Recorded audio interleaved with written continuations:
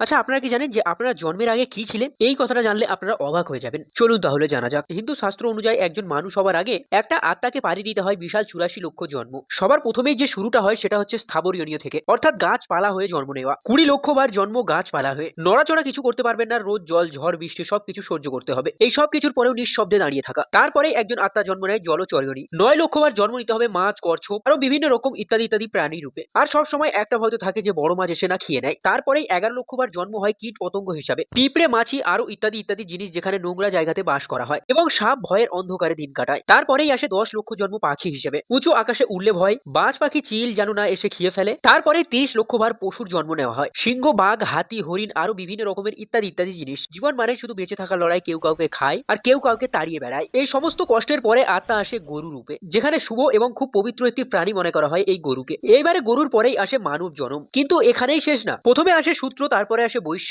তারপরেই আসে ক্ষৈত্র, তারপরে দীর্ঘ তপস্যা ও সৎকর্মের পরে 4 লক্ষ মানবীয় পেরিয়ে শেষে আসে ব্রাহ্মণীয়নী। আর এইটাই হচ্ছে আত্মার সব থেকে কঠিন সত্য। এই মানব জীবন হচ্ছে অমূল্য জীবন, তাই এই জীবনটাকে নষ্ট নয়, পূর্ণ কর্ম করুন, মানুষের সাহায্য করুন এবং ঈশ্বরের নাম জপ করে খুশিতে বাঁচুন। এই কথাটা আপনারা জানতেন কিনা অবশ্যই কমেন্টে বলবেন। আর হ্যাঁ, জয় শ্রী কৃষ্ণ লিখতে একদমই ভুলবেন না। যদি ফেসবুকে এই ভিডিওটিকে দেখেন তাহলে অবশ্যই ফেসবুক পেজটিকে ফলো করে দেবেন।